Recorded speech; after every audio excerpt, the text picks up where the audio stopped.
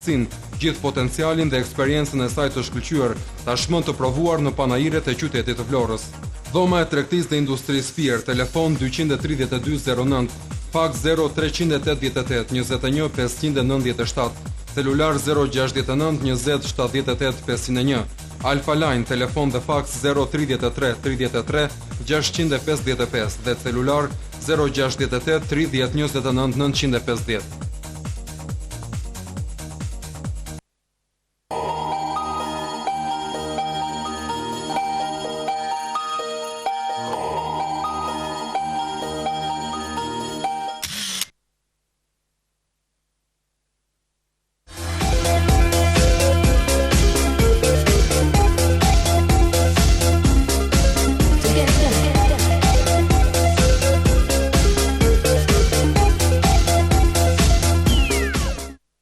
Përshëndetje nderuar teleshikues të televizionit Apollon, drejt për së drejti nga studio qendrore të televizionit takohemi në këtë mbrëmje në orën 21.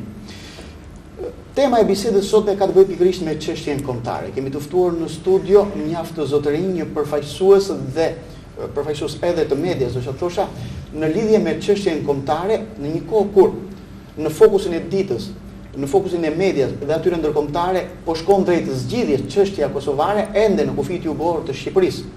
Në Ballkan është një çështje që ngjelet pikpyetje dhe kjo çështje ka të bëjë pikërisht me Çamërinë. Për të diskutuar për këtë problem, pra për zonën e Çamërisë, për çështjen e Çamit, e cila ende nuk po njeh zgjidhje në kancelaritë europiane dhe njëkohësisht këtu në Shqipëri, ne kemi të ftuar sot në studio zotërinj. Zotin Hikmet Zame, publicist, analist i çështjes kombëtare. Mirëmbrëma zotërinj. Kemi të ftuar zotin Gafur Adili, është zëdhënës politik i frontit të bashkimit kombëtar shqiptar. Përshëndetje, mirëmbrëma zoti Gafur. Kemi të ftuar atë Nikol Markun, kryetari i Kishës Ortodokse Autokefale Kombëtare Shqiptare me qendrën në Elbasan. Përshëndetje, mirëmbrëma, mirë se keni ardhur. Kemi të ftuar zotin ose më saktë doktor Suleman Abazi, kryetari i Shoqatës Advetare për Identitet dhe Bashkim Kombëtar. Përshëndetje, mirëmbrëma. Mirëmbrëma. Si dhe kemi të ftuar zotin Ramiz Shabani, kryetari i Shoqatës Ardmëria Kombëtare Shqiptare. Mirëmbrëma dhe në emër të teleshikuesve të televizionit Apollon. Doja të ndajsha më një herë pa humbur kohë në çështjen kryesore, për atë që ne kemi iniciuar të bisedë sot në studio. Zoti Hikmet, unë doja të drejtohesha fillimisht ju si publicist, si analist i çështjes kombëtare, njëkohësisht edhe si koleg. A është në rrugë të drejtë zgjidhja e çështjes kombëtare Çame dhe ku është ngërçi? Ku qëndron ngërçi? Tash faleminderit për pyetjen edhe për preferencën që më bët. Unë desha të them që në fillim që vetëm në rrugë të drejtë nuk është. Në qoftë se do flasim për rrugë të drejtë, do thotë se duhet të jetë planifikuar diçka shumë e rëndësishme. Puna e parë që unë tregohem kaq kritik ndaj qëndrimeve që mbahen ndaj çështjes Çame, e kam fokusin tek ai fakt se ende në strukturën e platformës kombëtare shqiptare nuk ka një strukturë të tillë. Ka një akademi që flet vetëm për gjëra akademike dhe as pak shqiptare. Ka një politik që ka frikë në trajtimin e çështjes Çame. Ka një diplomaci që është më shumë me dorashka ndaj kësaj çështje dhe ka treguar atë impotencën e vet në marrëdhëniet për trajtimin e kësaj çështje. Ndërkohë që ka dhe një opinion i cili vjen i trashëguar nga një kohë kur shqiptarët u ndanë në kosovar, në Çam, me epitetet e tyre të ndryshëm, në vlonjat apo lap, në muzikar e të tjera e të tjera. Domethënë, mendoni tash se si është në çfarë fokusi ndodhet çështja Çame. Realisht ne kemi një shoqëri politike advetare Çamëria që është themeluar këtu e 15 vjet përpara, që ka një kryesi, ka një drejtim, por dashi duhet kapur prej përjosh. Brinjtë e kësaj pune janë strategjia që duhet të funksionojë. Realisht kemi gjatë 15 viteve ka dy qëndrime të mëdha. Ka një qëndrim përpara vitit 97, po e quaj si një pikë referimi këtë, i cili nisi jo vetëm me formimin e shoqërisë Çamëria, por edhe me një qëndrim të shtetit shqiptar në vitin 1994, ratifikuar dhe në parlamentin shqiptar dita e 27 qershorit 1944 hyri në historinë tonë kombëtare si dita e genocidit ndaj shqiptarëve të Çamërisë nga shovinizmi grek. Realisht është një ditë që është për të përgëzuar për iniciatorët, për ata që e bën këtë gjë dhe për të i dhanë emër kombit, por është për të shënuar fakti tjetër se mbas 1997-s gjithçka ka qenë thjeshtje.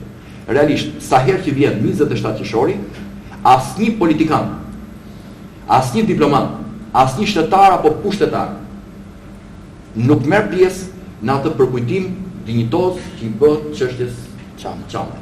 Dhe aq më keq akoma që ky 27 qershor nuk është konceptuar ende qëndron si një ditë që kush e di pse është vendosur. Në fakt ajo ka një histori, sepse 27 qershor nisi ai genocid i tmerrshëm mbi popullatën çame në Parantli. Pra, nga qëndron pikërisht tek politika shqiptare.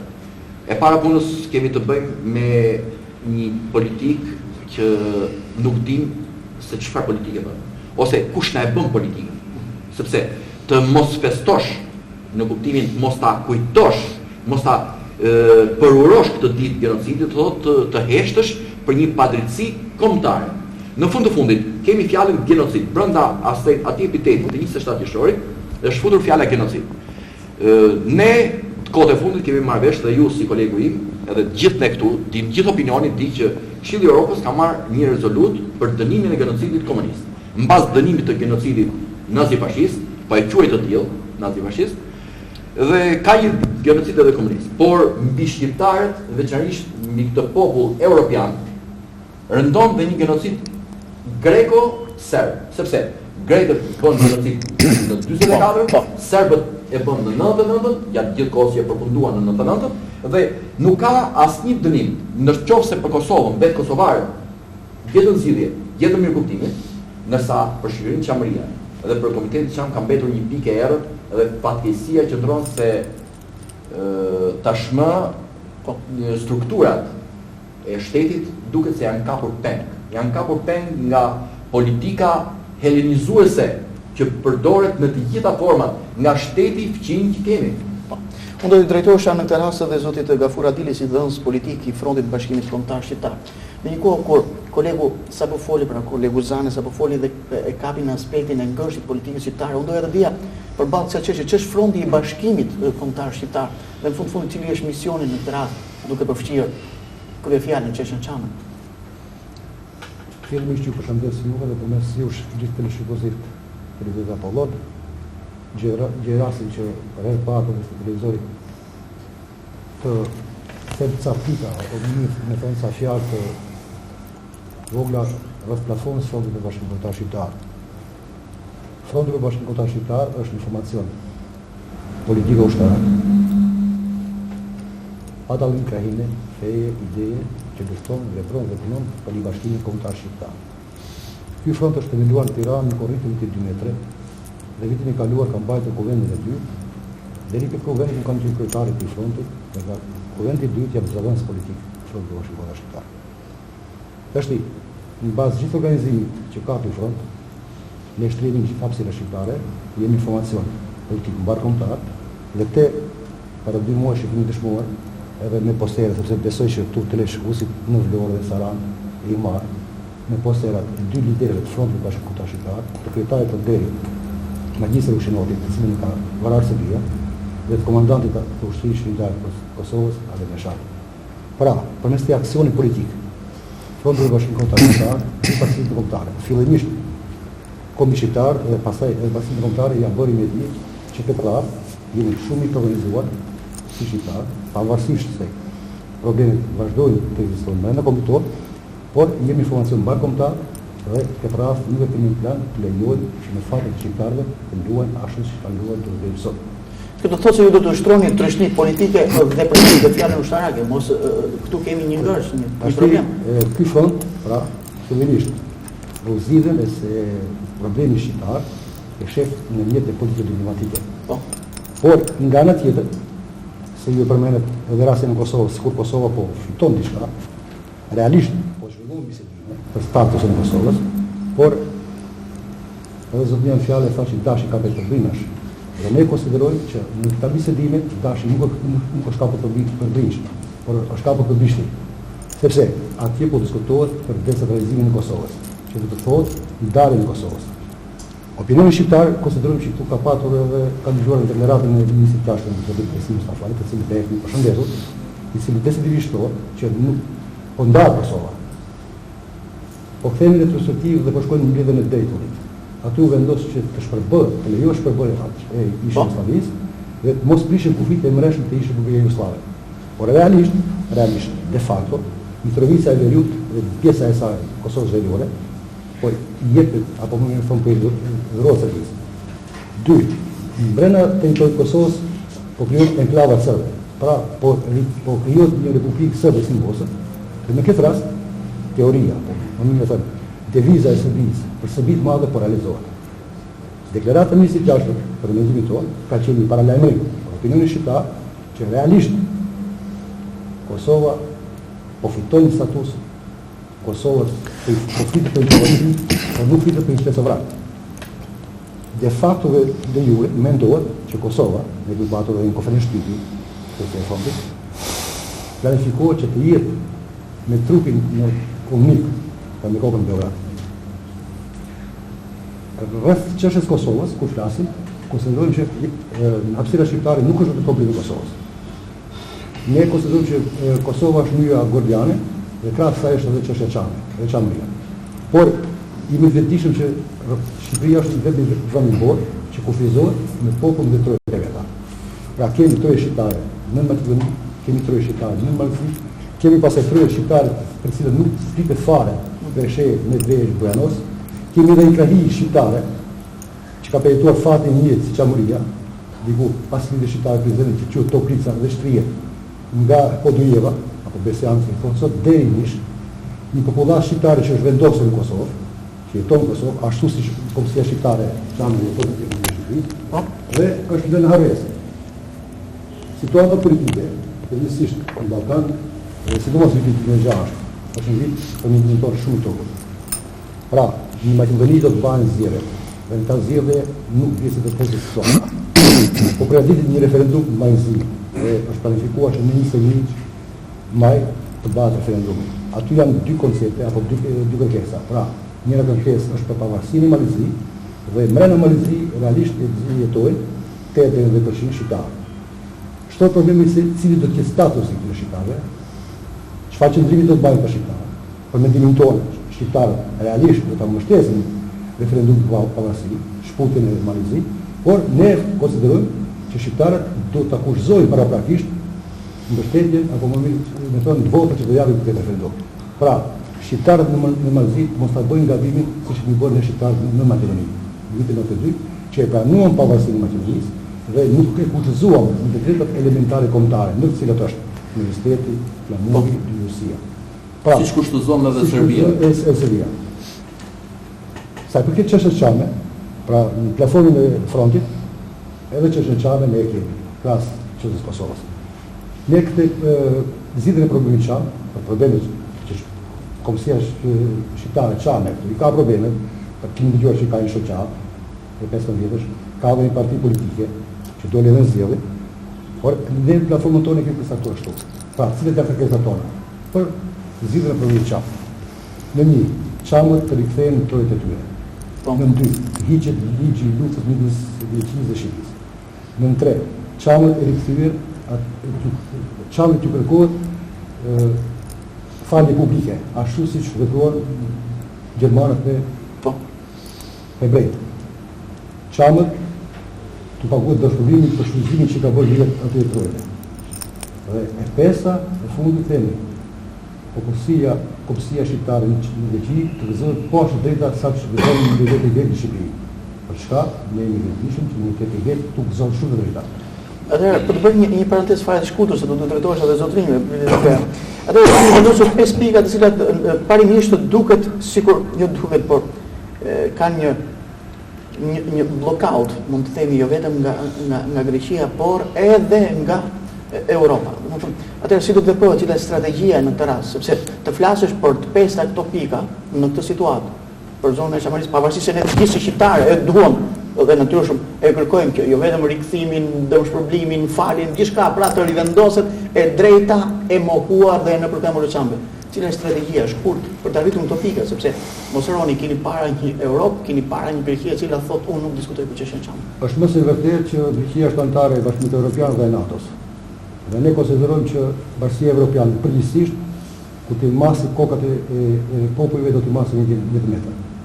Në qofse është kryer një gjenocid në popullsinë shqiptare, çame, këtë vetë Bashkia Kombëtare do ta dënojë. Para praktikisht. Ne kemi dëgjuar që kohët e fundit është folur që në një ligj gjykata e lartë greke u merr pronat popullsisë çame. Kemi dëgjuar zëra të atij që thonë që të dëshpërblej vetëm këtë lekë. Duhet bëjmë disa dallime në shqiptarë. Çka në prona dhe çka në troje. Ne do të kërkojmë që Kombësia Shqiptare çame të kthehet në trojet e veta. Sepse askush mund ka kompetenca të shefit në trojet shqiptare. Unë desha të shtoj nëse më lejon zotëria. Po, në rast të parë të gjitha kjo strategji që thotë zoti Gafur është shumë e vërtetë. Në rast të parë ka një element numër 1, është të bërë një genocid. Dhe ky genocid kërkon një qëndrim politik për të dënuar genocidin. Dhe dënimi i genocidit zgjidh të gjitha problemet që vijnë pas kësaj. Sepse po dënu genocidi, në rast parë do të kërkohet falje publike, në rast të dytë do të pranohet faji, dhe në rast të tretë do të vinë të gjitha amendimet që do të vinë pas këtij dënimi të genocidit. Dhe këtë flamurin e këtij dënimi të genocidit e bën një bashkëveprim i politikës në rast të parë në Shqipëri, se po nuk qesh shteti shqiptar, qeveria shqiptare e predispozuar për të patur atë dëshirën e mirë për ta ngritur këtë lloj strukture për dënimin e genocidit. Kjo nuk mund të arrihet vetëm me fjalë, mund të arrihet vetëm nëpërmjet këtyre disiplinave, nëpërmjet diplomacisë së ekuivalente dhe të barazvlershme. Mos harrojmë vetëm një pikë. Në vitin 85 Greqia kërkoi të përzinte çamët ashtu siç bëi në 44 nga territori i vet. Mbreti Zog i asaj kohe me qëndrimin që unë do t'i përzot të gjithë minoritarët, do t'i sjell në Greqi. Dhe ata e ndërprejnë për një herë të punë. Pra ky ishte një qëndrim politik që mbajti vetë mbretëria. Në këtë rast, ne nuk po kërkojmë as shpërngulje të minoritarëve asgjë, po kërkojmë dënimin e genocidit. Po u dënu genocidi ka filluar në rast të parë është vendosur guri i themelit në zgjidhjen e problemit çam. Nuk e di. Po, faleminderit, unë do të drejtohesha në këtë rast dhe atë Nikollës. Atë Nikolla, kisha juaj është dalluar të paktën për autoritetin dhe me vetësinë e saj. Në këtë aspekt, në çështjen kombëtare, cili është roli i kishës, domethënë në këtë aspekt, i kishës që ju përfaqësoni? Faleminderit që na dhat mundësinë të themi sonde këtu përpara televizionit juaj Apollon. Mendimet tona që janë shqetësuese për të gjithë shqiptarët dhe desha ta vazhdoj bisedën në historinë e një kombi. Edhe pjesa e historisë së klerit është pjesë përbërëse shumë e rëndë, si tush, në aspektin e veprimtarisë. E rëndë them sepse jemi rënduar shumë nga kleri i huaj. Kisha jonë e Elbasan është një kish shumë e vjetër, është 4 shekuj më parë, është një kish e cila ka tradita që dalin në plan edhe përveç misterit, mistikës së shenjtë, del në plan dhe çështja kombëtare. Pse kleri e ka lidhur në çështjen kombëtare? Kleri ortodoks, bëjmë fjalë, e ka lidhur me çështjen kombëtare, sepse ne duke qenë si një popullsi e vogël dhe duke pasur fqinj shtetet të cilat gjithmonë kanë pas qëllime agresive ndaj shtetit ton, atëre populli besonte shumë dhe musliman të krishterë dhe nga shumë besime të ndryshme kanë qenë kompakt njëri me tjetrin, kanë bërë lidhje familjare edhe kështu që kemi ekzistuar, domethënë, nga sulmet dhe rrebeshët e korave.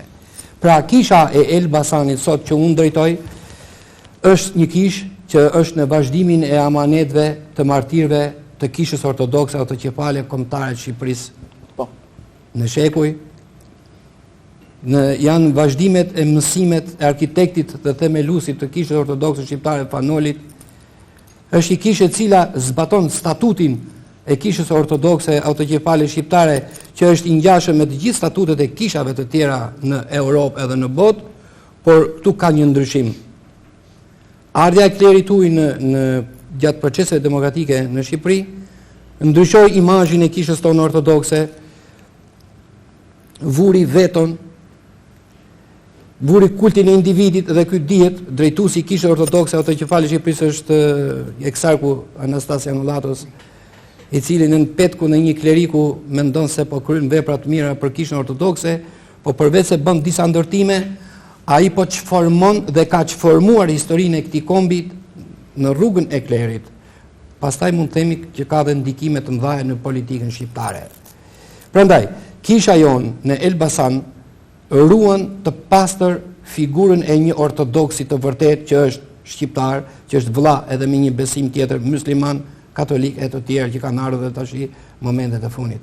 Pra pikërisht ne nuk duhet të them me fjalë të mëdha flamurin, por ne rezistojmë dhe do të rezistojmë dhe do të ndërgjegjësojmë gjithmonë e mëtej që një ortodoks, një shqiptar ortodoks të kuptojë se historinë ne nuk mund ta kemi ta na e shkruajnë grekët, serbët, italianët apo dikush tjetër. Historinë e këtij kombi e kemi shkruar, e na kanë shkruar etrit tanë shqiptar. Do ta vazhdojmë ta shkruajmë ne me dorën tonë dhe jo të na e shkruajnë pra kleri i huaj. Në statutin e kishës ortodokse të autokefale shqiptare ka një nën që është shumë i madhërisëm. Është i papranueshëm nga kleri i huaj që kemi në krye të sot, është pikërisht nini 16, i cili në mënyrë absolute dhe jo eksplicite, shumë e pranueshme, përjashton një herë përgjithmonë në mënyrë të saktë klerin e huaj. Edhe ja ç'thot, drejtuesit e kishës ortodokse autokefale shqiptare në Shqipëri, në kishën ortodokse, pra, duhet jenë me gjak, me gjuhë, komsi dhe në shtetësi në atë vend ku ligjëron fjalën e Zotit.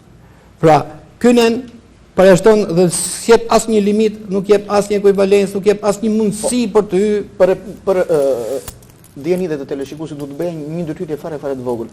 Pra në fundit ju si kish autokefale, domethënë që jeni me qendrën e Elbasan, ortodokse autokefale të Shqipërisë, ju nuk e njihni kishën autokefale të Shqipërisë me qendrën në Tiranë, pra të drejtuar nga kleri huaj dhe në fundit duket si një dakor. Shiko, këtu ka një sqarim. Kisha jon Shën Maria është krye kisha e qytetit Elbasan. Po. Si thash, dhe për nga vjetërësia dhe për nga traditat, domethënë qëndron në një piedestal historik. Ne nuk e pranojmë atë shprehjen që thatë ju pyetja juaj është shumë e drejtë, por duhet të ketë një opinion teleshikuesi.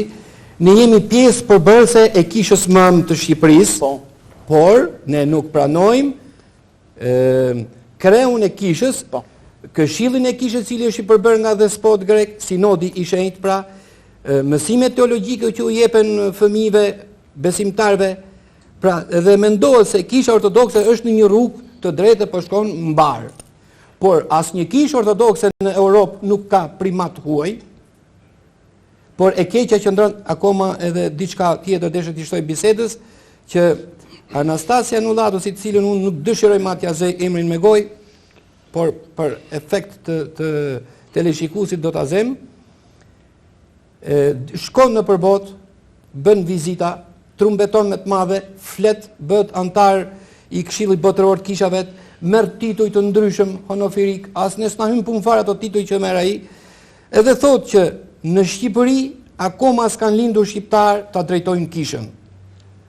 Shteti jon, ai që ishte, ai që erdhi dhe ky që është dhe ato që do të vinë, duhet kem parasysh një gjë, që kisha greke mendon se ne mund të prodhojmë mësues, inxhinier, teknik, doktor e çfarë do në çdo lloj fushe, vetëm pritëri nuk i prodhojmë dot, se kështu mendon kisha greke. Ne kemi pas dhe kemi akoma bitë të nderuar të këtij kombi arkitekt të famshëm të teologjisë fetare ortodokse që e kanë shkruar me Germatarta edhe me gjak historinë e këtij kombi. Pra përfundimisht unë do të them edhe mendime të tjera, por për pyetjen e juaj është kjo. Një ortodoks i mirë është një musliman i mirë, është një katolik i mirë, është një shqiptar i mirë. është një vëlla me të gjithë, që ndërton historinë, integritetin e këtij kombi dhe ecën përpara në rrugën e europianizimit, dhe jo të racizmit, të sektarizmit e të fushave tjera që na e bi kleri ujë. Nëse më lejon zoti Erben, desha të bëj një sqarim edhe më tepër në vazhdim të asaj që tha Atë Nikolli. Këtu kemi të bëjmë me një koncept që Atë Nikolla e trajtoi jashtëzakonisht shumë mirë. Ne kemi një eksark në krye. Si është e mundur që ky kryetar i kishës ortodokse autokefale shqiptare, në emër shqiptare po them, që nuk flet shqip, që nuk ka gjak shqiptari, që asnjëherë nuk e kemi dëgjuar të mbajë një qendrim si njeri i Zotit ndaj çdo shqiptari të vrarë, të rrahur, të keq trajtuar, ndaj të gjithë atyre paullësive që janë bërë në emër që ka bërë Greqia në emër të Greqisë kundër shqiptarëve. Jo më të flas kundër padrejtive që u bën ndaj çështës së çamit, por ndaj shqiptarëve që ndodhen. U vra një shqiptar vetëm se ishte një tifoz i mirë i çështjes kombëtare. Ai nxori flamurin dhe tha fituam. Fituam një lojë futbolli dhe jati i tij për çuditë më të madhe të shqiptarëve, ishte e pritshme për mua, ishte e pritshme dhe tha i mbir ra për flamurën. Është një epitaf që duhet shkruar mbi varrin e atij djali. Çfarë kishte flamur Pisti që u vra, mori peng dhe pikërisht ky eksark i kishës ortodokse ato kefale nuk tha një fjalë.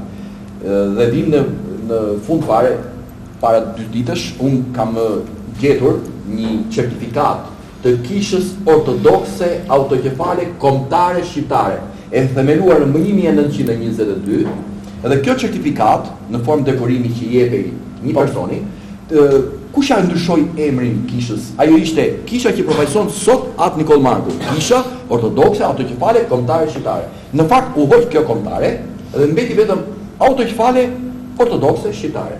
Kush ja hoqi?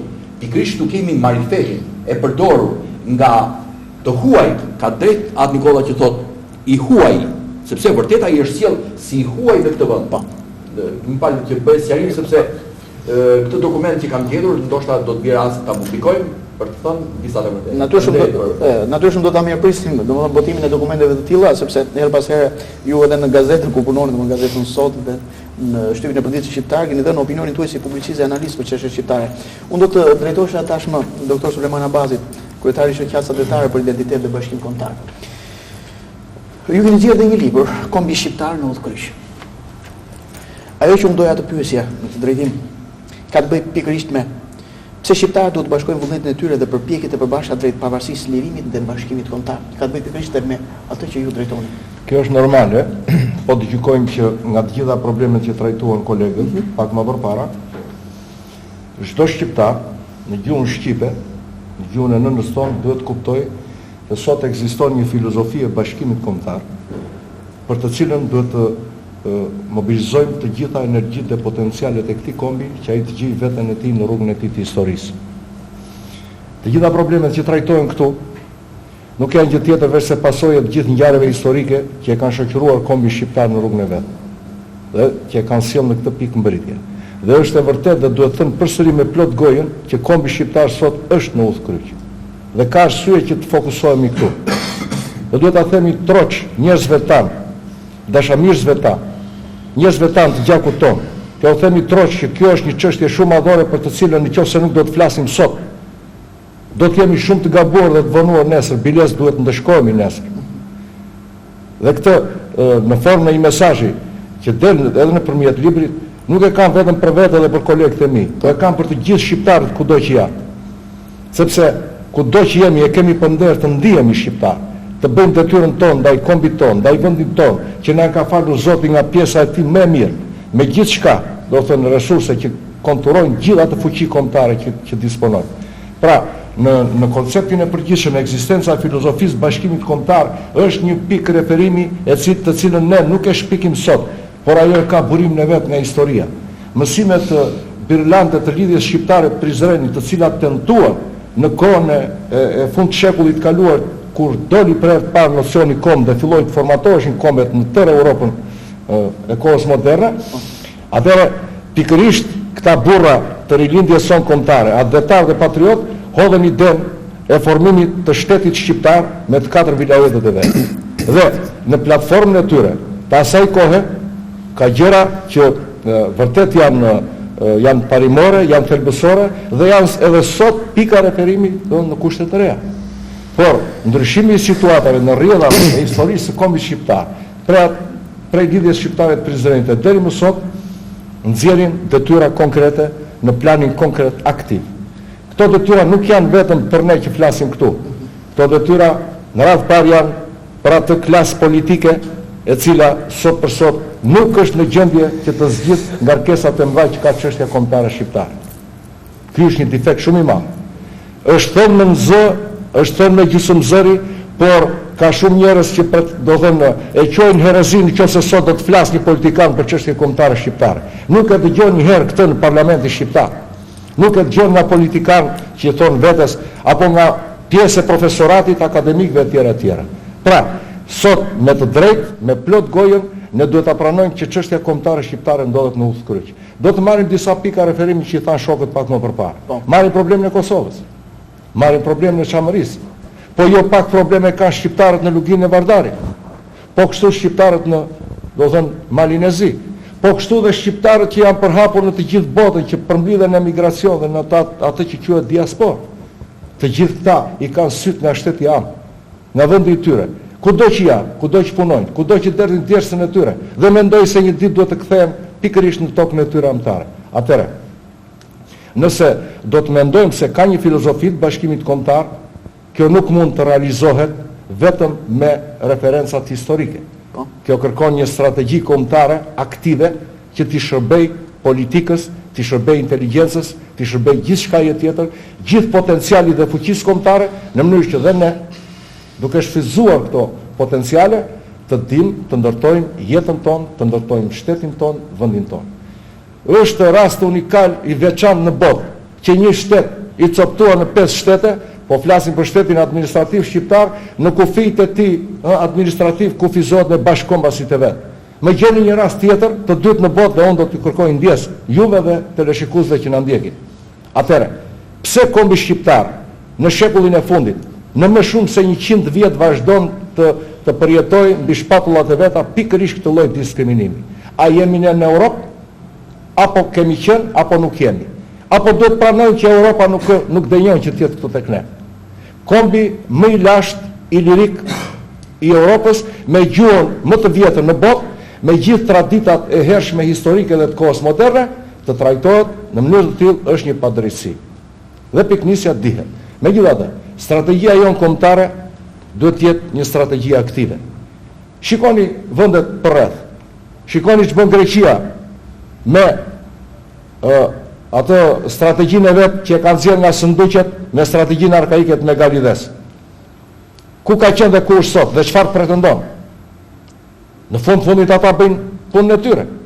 Shikoni se ç'bën Serbia, që kërkoi të realizonte ëndrrën e Miloševićit për Serbinë e Madhe.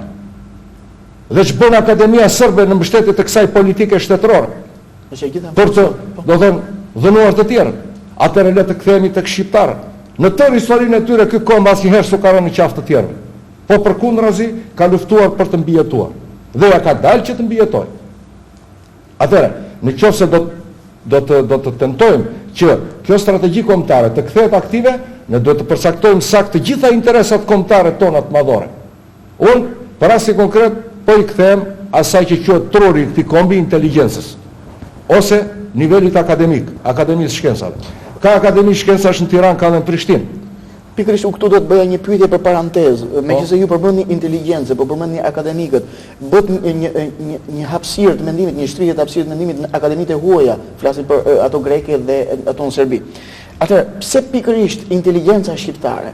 Pse pikërisht ata intelektualë të cilët e dinë fare mirë se ku qëndron problemi, ku qëndron plaga e çështjes kombëtare? Pse nuk e ngrenë zërin? E vërteta është që inteligjenca shqiptare nuk është aq pasive sa duket në aparencë. Por ajo është vënë përpara faktit dhe kërkohet me të gjitha format që t'i shplahet truri. Dhe kjo ka vite që funksionon. Unë do t'i referohem Akademisë Shkencave. Për çështje kombëtare shqiptare, përveç se një platforme politike të vitit 98, një 40 sa faqe, e cila bën vetëm histori, nuk jep asnjë lloj zgjidhje. Atëherë, nuk është ky roli i akademisë dhe i akademikëve, që janë ajka e inteligjencës shqiptare. Dhe që janë aq shumë. Misioni i Akademisë Shkencave përmbledhet në 3 pika kryesore, që të mos ha kohë ti përmend, por një nga këto është pikërisht ndërtimi i strategjive të zhvillimit në të gjitha fushat dhe rekomandimi i drejtimeve kryesore politikës së një shteti. Atëherë, unë gjykoj me këtë gjendje, me këtë situatë, me këto informacione që kemi në zhvillimin e rajonit gjithë hapësirës shqiptare, kjo mungon. Ku do ta kërkojmë përgjegjësinë? Që janë këta akademikë që kanë mbritur në këto pika të larta, me titull profesorësh, me gjithë shka tjetër, që është investimi i këtij populli, dhe do të mos i kthejnë pikërisht i populli atë që ka paguar për ta, atë që ka investuar për ta, pse duhet shkuar në raportet me politikën deri në atë cak sa të mos cënohet integriteti i personalitetit të tij apo i titujve apo i funksionit që kryen. Po, pikërisht në të njëjtën ide, unë për të hapur edhe një dritare tjetër të diskutimit. Duket sikur ndonjëherë edhe kur Ministria e Jashtme cakton ambasadorët ose merr në punësit e saj ambasadat shqiptare, pra në punësit e saj dhe ata intelektual të cilët kanë mbrojtur doktorata dhe që kanë titull shkencor në lidhje me çështjen kombëtare, kur vjen puna nuk hapin zërin dhe nuk flasin, pra nuk e përçojnë të lloj ide. Pyetja jo është e drejtë, po nuk do shmangem nga thelbi i asaj që nisa, sepse ju drejtova pikërisht akademizmit shqiptar dhe inteligjencës shqiptare për të kuptuar se roli dhe misioni i tyre është tepër, do të thënë, i veçantë dhe historik.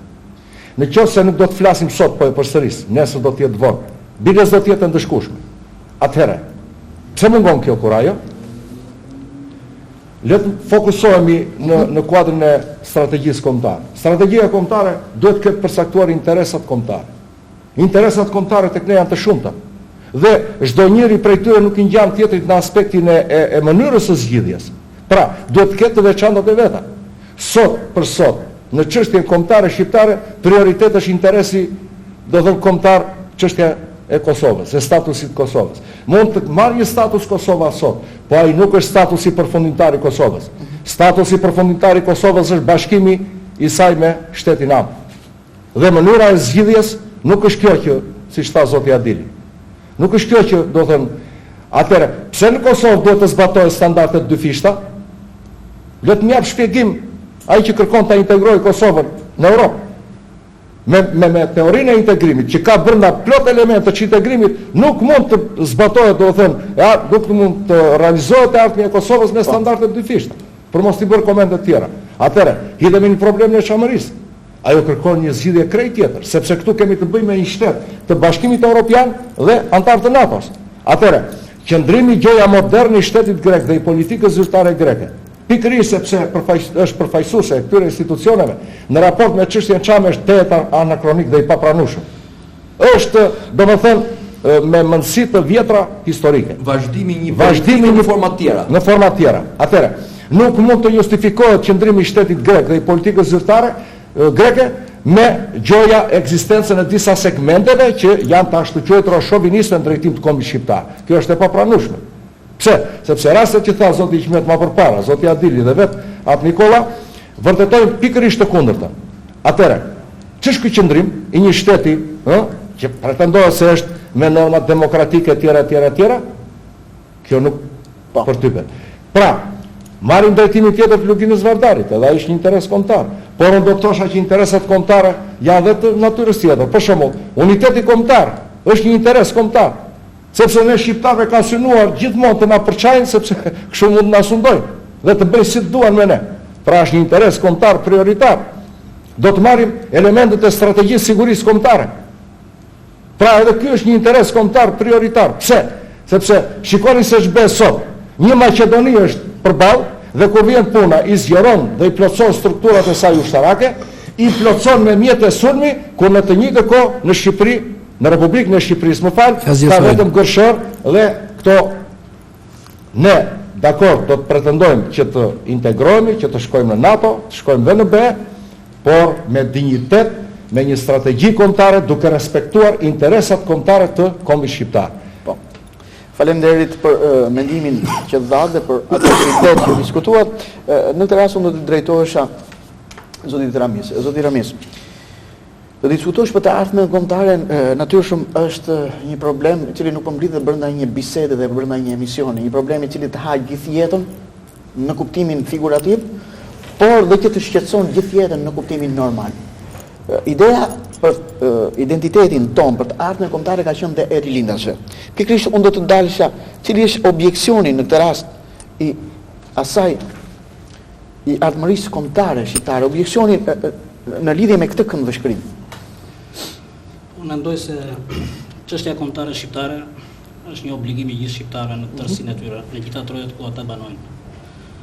Nga kjo pikpamje them se shoqata ka pasur si gjithnjë si prioritet të saj një angazhim i cili të ishte sa më afër interesa kombëtare në përgjithësi dhe kryesisht për sensibilizuar dhe opinionin këto që banojnë shqiptarët, që çështja kombëtare shqiptare është një alternativë e shtruar për zgjidhje dhe e realizueshme brenda të gjitha standardeve, të cilat sot ne mendojmë që çështja kombëtare zgjidhet kryesisht në rrugë paqësore, por atje ku mundësit nuk janë për rrugë paqësore, kuptohet që gjërat marrin karakter tjetër si çështja e Kosovës apo qoftë edhe në momente veçanta në Maqedoni. Kështu që për sa i përket asaj them se mendoj që çështja duhet parë që në fëmijëri, që tek fëmijët në shkolla. Unë them se hyrni kombëtar, ngritja e flamurit duhet të jenë elementet bazë që në klasat fillore. Dhe janë futur, natyrisht. Janë futur dhe kjo është gjë pozitive. Së dyti mendoj se është mirë që të pajisen në tekstet e shkollës, që në abetare të jetë një tekst i cili të sankcionojë që të gjithë shqiptarët me gjak shqiptari të ndihen krenar për ngjyrat e flamurit kombëtar dhe të mbrojnë deri në vdekje me çdo çmim ngjyrat e këtij flamuri i cili është mbrutur me gjak dhe është ndërtuar me gjakun e të shporve që në historinë rashte deri më sot. Ndërkohë, të bëhet realitet ëndra e rilindasve tanë të cilët kanë luftuan biles shumë prej tyre kanë dhënë jetën për çështjen kombëtare për bashkimin e trojave shqiptare. Nga kjo pikpamje them se shoqata ka pasur një aktivitet të gjerë, duke qenë si pjesë e frontit të bashkimit kombëtar dhe kryesisht ka mbështetur punën e saj më shumë tek zgjidhja e çështjes çame, tek e cila kërkon dhe alternativa për zgjidhjen e saj, duke pasur parasysh që nuk është bërë shumë në këtë drejtim.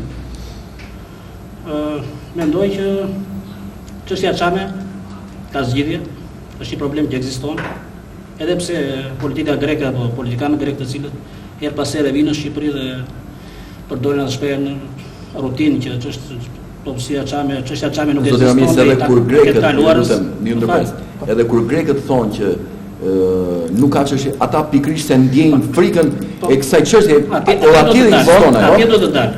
Pra me atë shprehje rutinë që çështja çame nuk ekziston, i përket kaluarës janë vetë kontradiktor. Të thuash nuk ekziston dhe të thuash i përket kaluarës, domethënë ka një çështje. Ka një çështje.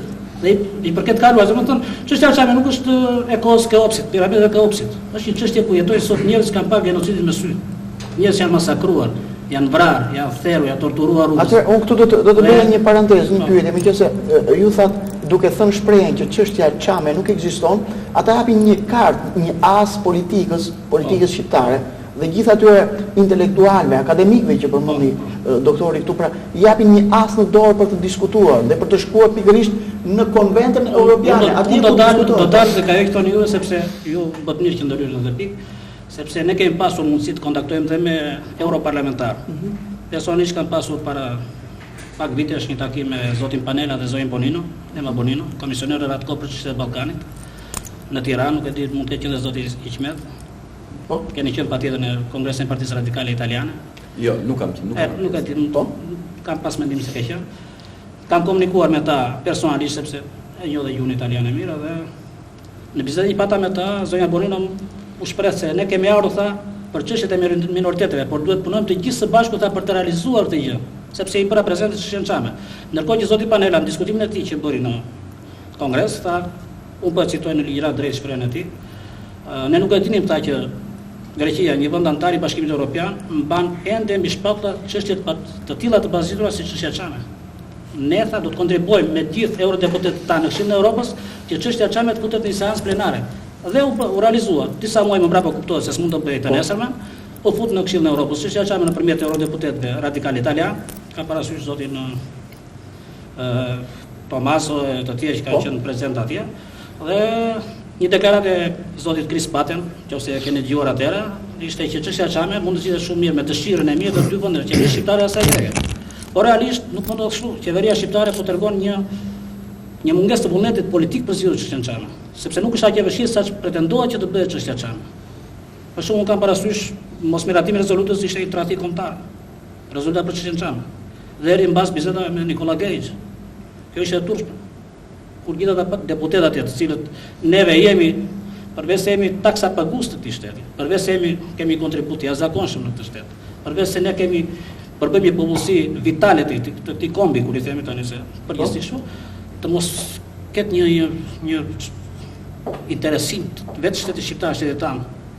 Kjo është e tmerrshme. Prandaj, po them sepse ka një strategji politike që po shkon drejt Athinës.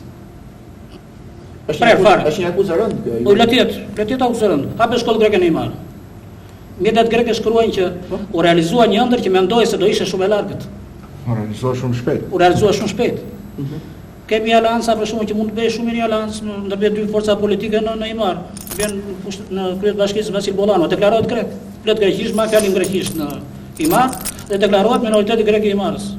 Imariotët janë shqiptarë dhe puro shqiptarë. Me gjak të pastër shqiptarë.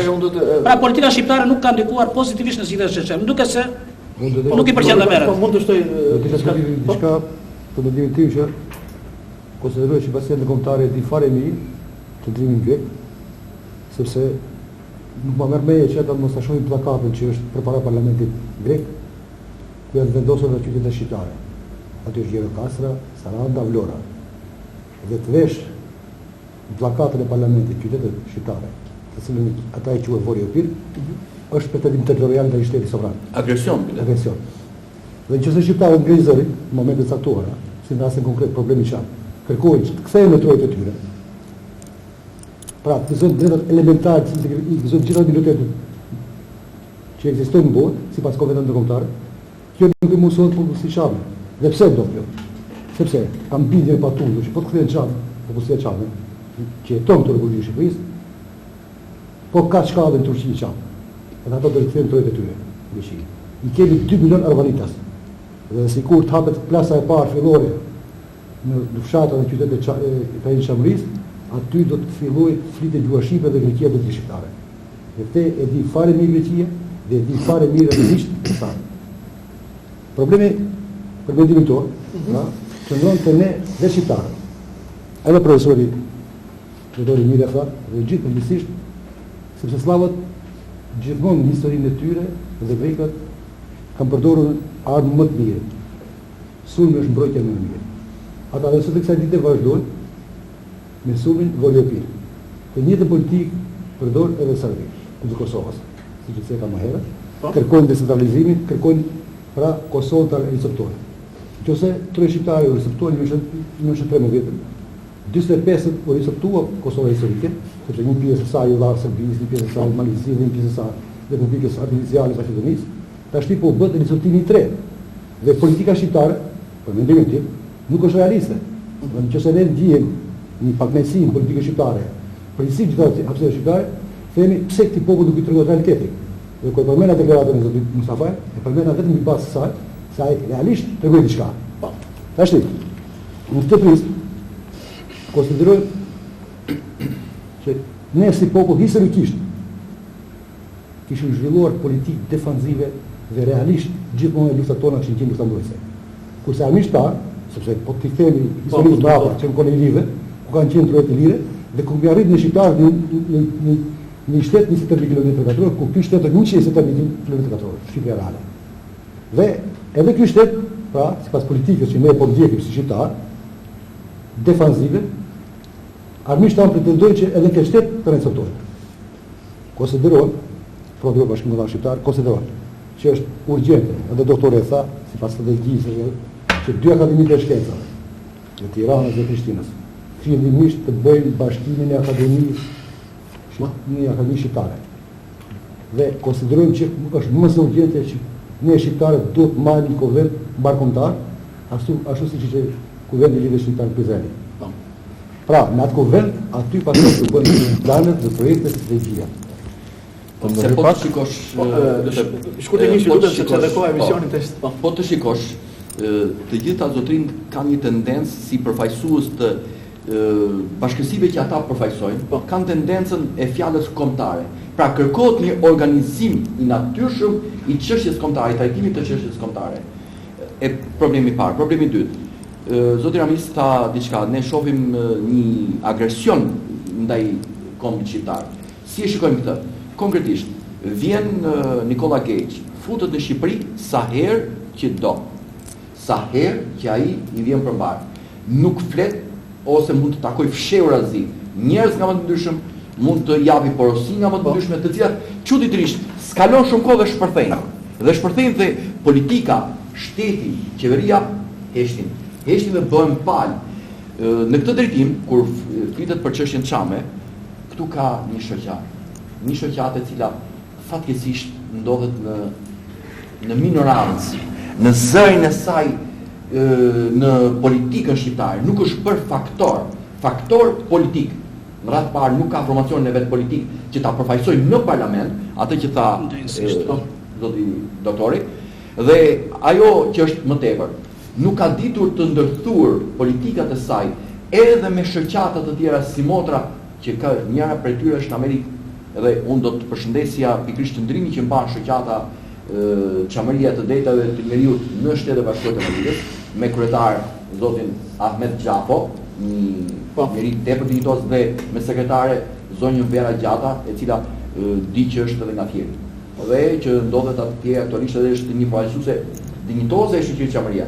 Dhe pikërisht ajo shoqëri Çamëria që nuk ka shumë kohë që është formuar, ka një aktivitet shumë herë më të gjerë. Ajo i ka drejtuar letër, i thot sekretarit së shtetit amerikan Condoleezza Rice që më mbro pronat e mia në Greqi, thot. Sepse jam pronat e mia, po jam pronat e shtetit amerikan, derisa unë jam shtetas amerikan, më mbro pronat e mia të Amerikës.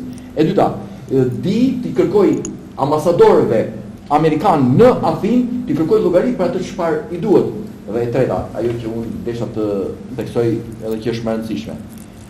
Kur unë thash që ka një shoqat Çamëria që vepron si minorancë, kjo duhet të kthehet një leitmotiv, këtu duhet bjet burive kushtrimit, këtu duhet të ngrihet i madh i vogël, sepse kur ai Vaso Pasha tha se feja shqiptare të Shqipëria nuk donte të mohonte ortodoksin apo muslimanizmin apo katolicizmin. Jo, e bëri atë shqiptar, futuni në shpirtin tuaj shqiptarizmën, atë ndjenjë të madhe për cilën ne po luftojmë sot, se do vi një ditë që do na kujtoni, dhe erdhi dita vërtet ta kujtojmë me nderim atë burr të madh.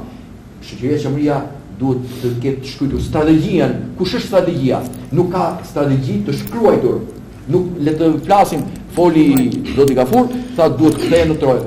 Ne nuk kemi në radhë të parë, nuk kemi gjetur lobingun e dur për të ndërhyrë në qeverinë shqiptare, sepse që ka arritur puna sikur qeveria shqiptare është një qeveri e huaj ndaj Çamëve. Jo, ne nuk jemi as jemi shqiptar. Atëherë, çfarë kishit për të shtuar doktor Sulejman? Normalisht nga këto që trajtojmë, duhet të kuptojmë një gjë, që jemi të rrethuar nga kombe, të cilët gjithmonë na ka rënë në qafë, dhe ne kuptojmë që në aspektin e qëndrimit dhe strategjive të tyre ka një dominim të nacionalizmit agresiv, i cili në të gjitha drejtimet shprehet dhe jep efektet mbi kombin shqiptar. Duke parë qëndrimin edhe të shtetit grek, po siç ndodh edhe në Kosovë, nga politika serbe, do të fokusohem pak sa direktu tek problemi që shtroi Hikmeti për çështjen e Çamërisë. Problemi i Çamërisë do filluar nga vetja.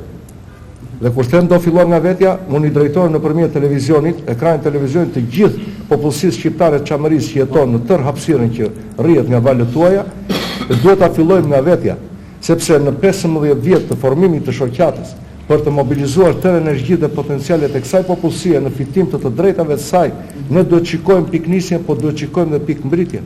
Çfarë kemi realizuar? Pra, duke parë këtë pa i bërë analizën, mendoj se duhet të ketë një transformim rrënjësor të një platforme aktive që të çojë në institucionalizimin e çështjes Çame, gjithsesi në rrugë juridike. Ka shumë element që Shumë shkurtë, shumë shkurtë. faleminderit. po Çështja çam. diçka, mos harroni një diçka, se çështja çame nuk vetëm e çamve. Jo, atje do dilja, atje do dilja. Është bar kombëtar. Ka qenë një gabim Kosovë, Është bar po, ka kombëtar. qenë një gabim Kosovë kur thoshim problemi i Kosovës është i Kosovës. Mi po kur edhe 1 milion shqiptar tu, i pritet popull shqiptar. Po.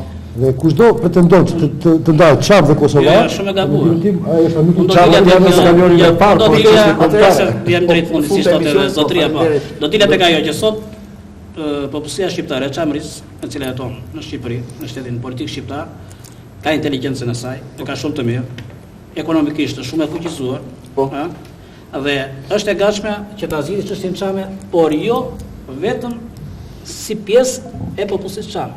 Do në mbështetjen e popullsisë laboristë, të Kosovës, të Maqedonisë, pa mbar kombëtare. Dhe këtë mund ta bëjmë. Ne kemi në shembull bëhet të marrim kapitan të Sulit. Kolokotoni, Foto Xhavella, Marko Poçari, i dha pavarësi Greqisë. Si mos ta bëjmë për të çamërin?